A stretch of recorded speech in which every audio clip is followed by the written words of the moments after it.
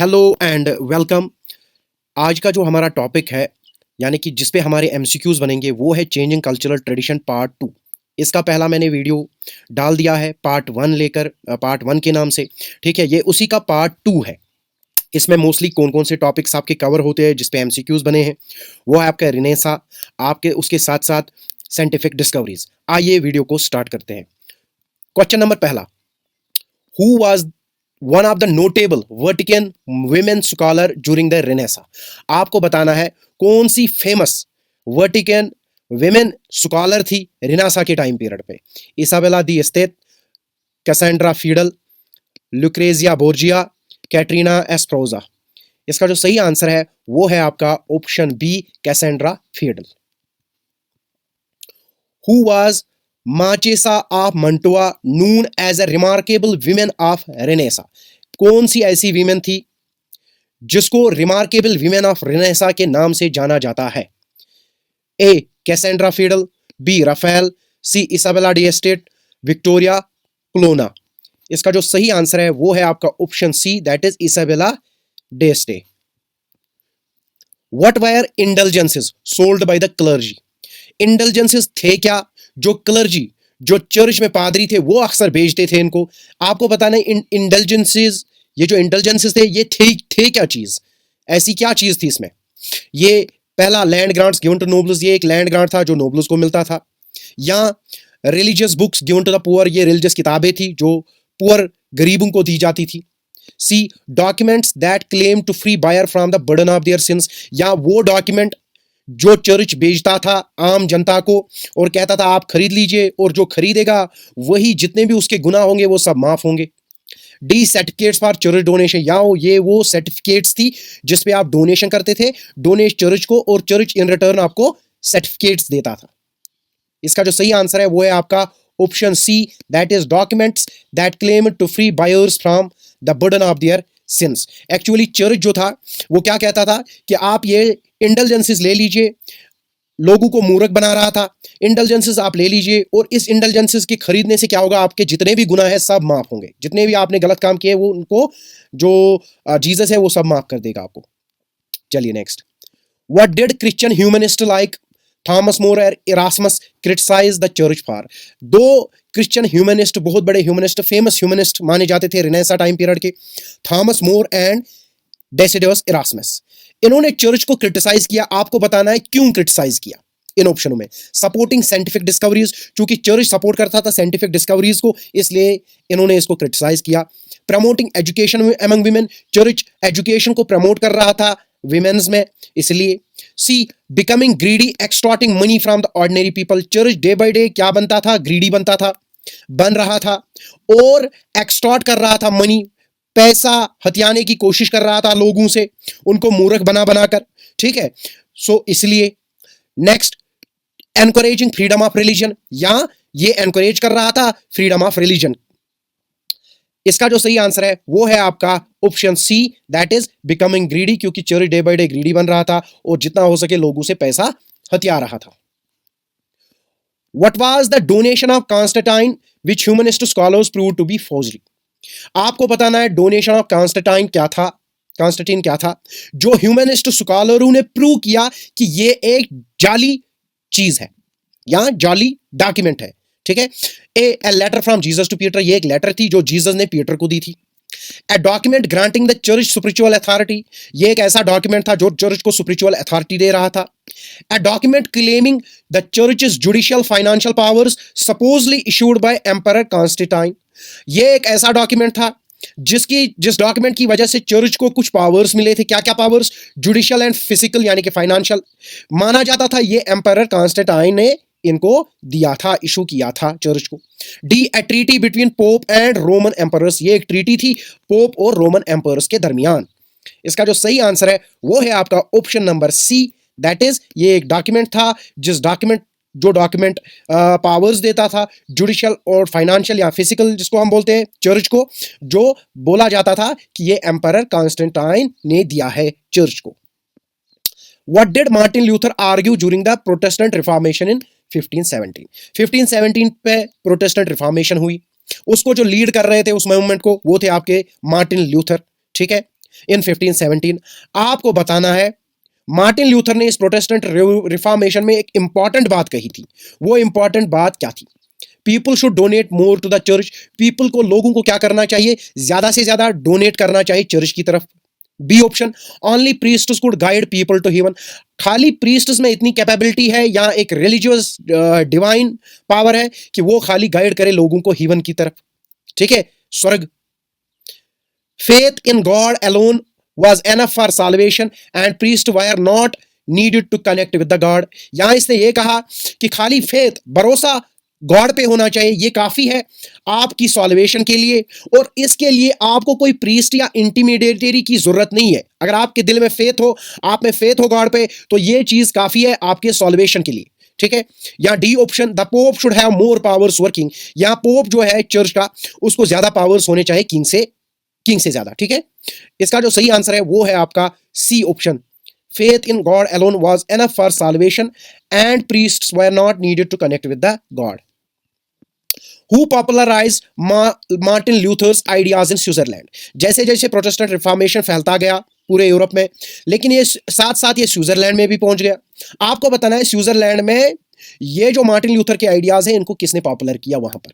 क्या वो Martin Bucer थे and Thomas More, B Zwingli and John Calvin थे, सी इरास्मस जॉन वैक्लिफ थे, या डी लायोला कॉपरनिकस? इसका जो सही आंसर है वो है आपका Zwingli and John Calvin, that is option B is the right answer. What was Martin Luther's response to the Peasants' Rebellion in 1526? Martin Luther का जो प्रोटेस्टेंट रिफॉर्मेशन के मेन लीड रोल थे या मेन फाउंडर थे, हम ये भी कह सकते हैं 1526 में, इसने जो 1526 में रेबेलियन हुआ पीजेंट्स का, उसके बारे में मार्टिन ल्यूथर की क्या राय थी? He supported the peasants and led the revolt. उसने पीजेंट्स को सपोर्ट किया और रिवोल्ट को लेड किया, ठीक है, लीड किया रिवोल्ट को। ही रिमेड न्यूट्रल एंड साइलेंट। ये शांत रहा, कुछ नहीं कहा इस रिवोल्ट पे, पीजेंट रिवोल्ट पे, चुप्पी साधी इस पे। या C, he called upon German rulers to suppress the rebellion. उसने जर्मन रूलर्स को कहा ठीक है ये लोग रिबेलियन कर रहे हैं, आप इनको सप्रेस कीजिए। He joined the peasants in demanding the church reformers. उसने पीजेंट्स को ज्वाइन किया और कहा कि रिफॉर्मर्स होने चाहिए एट एनी कास्ट चर्च में, ठीक है। इसका जो सही आंसर है वो है आपका C, that is he called upon German rulers to suppress the rebellion. जो मार्टिन ल्यूथर ने रिफॉर्मेशन स्टार्ट की थी, वो इसने इस मकसद से की थी कि चर्च में रिफॉर्म्स लाए जाए, लेकिन आहिस्ता आहिस्ता उसी रिफॉर्मेशन के आन में, प्रोटेस्टेंट रिफॉर्मेशन के आन में बहुत ज्यादा प्रोटेस्ट्स हुए, वायलेंट प्रोटेस्ट्स हुए, लोगों ने इसको एक डाल बनाकर प्रोटेस्ट किया, तो तब जाकर मार्टिन ल्यूथर ने इसको सपोर्ट नहीं किया था। What was the Society of Jesus founded by Ignatius Loyola in 1540 known for? Ignatius Loyola ने एक सोसाइटी क्रिएट की, फाउंड की, जिसका नाम था सोसाइटी ऑफ जीसस। 1540 में आपको बताना है किस चीज के लिए ये फेमस थी, ठीक है। इसका मेन क्या था, मेन बेस क्या थी इसकी फाउंडेशन के ऊपर, फाउंडेशन पे सपोर्टिंग प्रोटेस्टेंट रिफॉर्मर्स। इसने सपोर्ट किया प्रोटेस्टेंट रिफॉर्मर्स में। Encouraging luxurious living among clergy. इसने एनकरेज किया जो लग्जरियस लाइफ जी रहे थे चर्च, पादरी लोग। सर्विंग द पुअर को सर्व करना। Spreading the knowledge about other cultures, और नॉलेज को स्प्रेड करना अदर कल्चर्स की नॉलेज को। Opposing education and science. इसने अपोज किया साइंस और एजुकेशन को। इसका जो सही आंसर है वो है आपका option C, serving the poor and spreading knowledge about other cultures.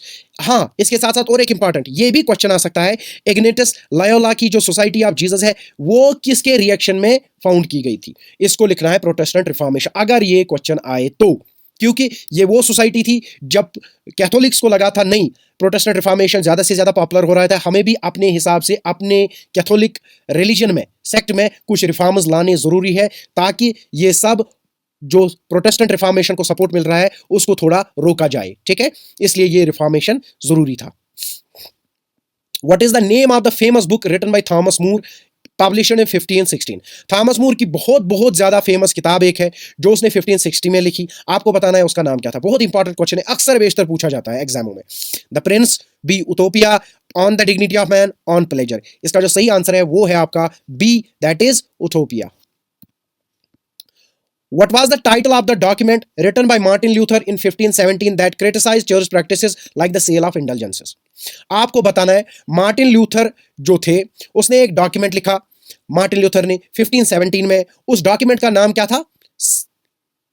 ये बताना है आपको उस डॉक्यूमेंट का नाम क्या था जिसमें उसने चर्च को क्रिटिसाइज किया, किस इशू पे, किस विषय पे, सेल ऑफ इंडल्जेंसेस। कि आप ये जो सेल ऑफ इंडल्जेंसेस कर रहे हो, कि लोगों को बता रहे हो देखिए आप ये खरीद लीजिए चर्च से और आपके गुनाह माफ होंगे, जो जो इसको बाय करेगा उसको चर्च एक सॉर्ट ऑफ एश्योरेंस दे रहा है कि आपके गुनाह माफ होंगे, आपने जितने भी गलतियां की है इस दुनिया में, इस पृथ्वी पे, आपको सब माफ किए जाएंगे, आप ये सेल ऑफ, आप ये इंडल्जेंसेस खरीद लीजिए। ठीक है, क्या कौन सी किताब थी या उस डॉक्यूमेंट को क्या कहते थे जिसमें इसने क्रिटिसाइज किया इस प्रैक्टिस को?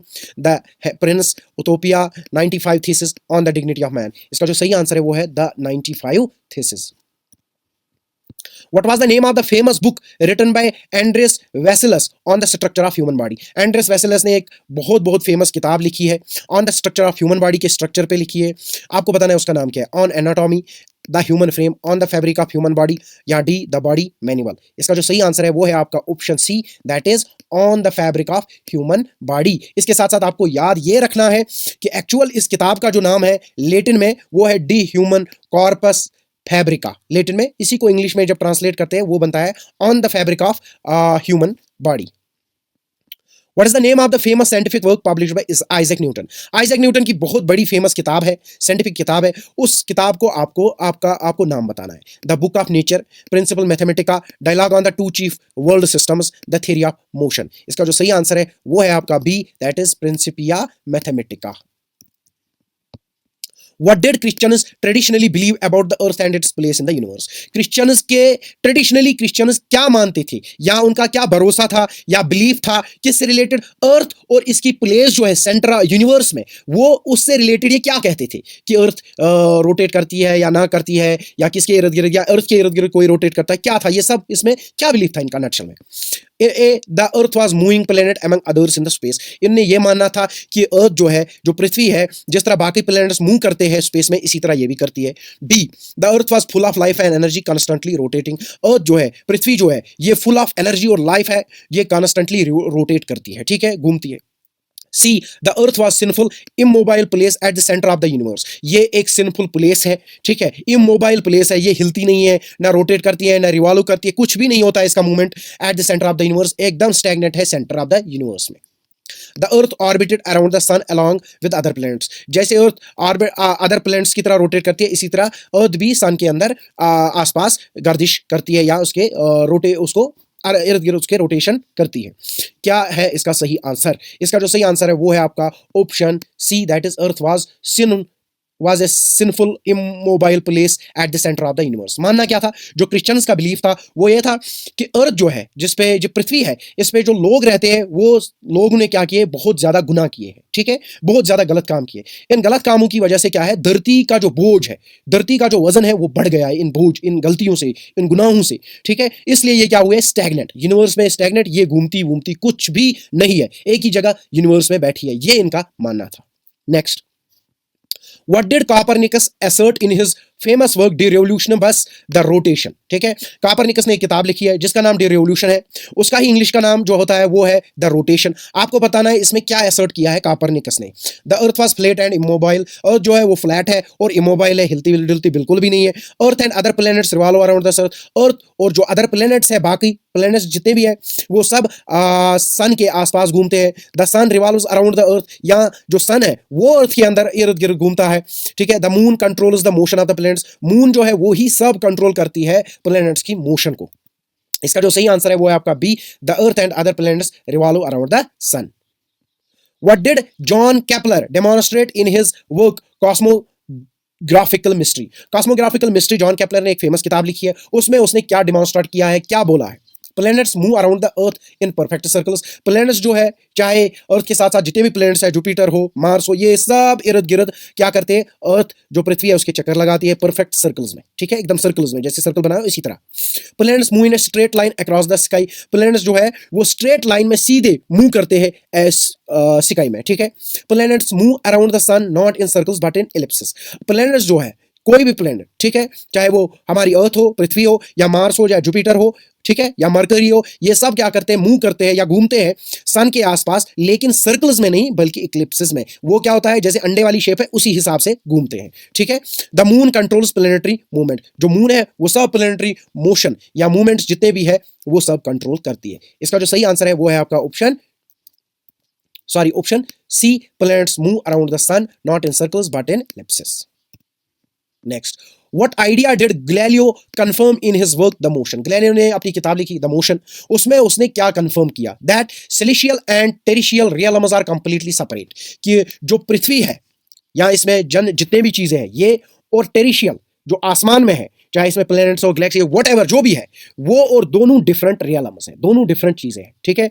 B option, that the world is static and immobile, जो पूरा दुनिया है ये स्टैटिक है और ये चेंज वेंज कुछ भी मूवमेंट इसमें नहीं होती है। C, that the universe is dynamic, universe जो है डायनामिक है और इसको जो गवर्न करती है वो फिजिकल लॉज है आपके। D, the sun revolves around the earth, जो सन है वो रिवॉल्व मून के इर्द गिर्द चक्कर काटता है सन, ठीक है।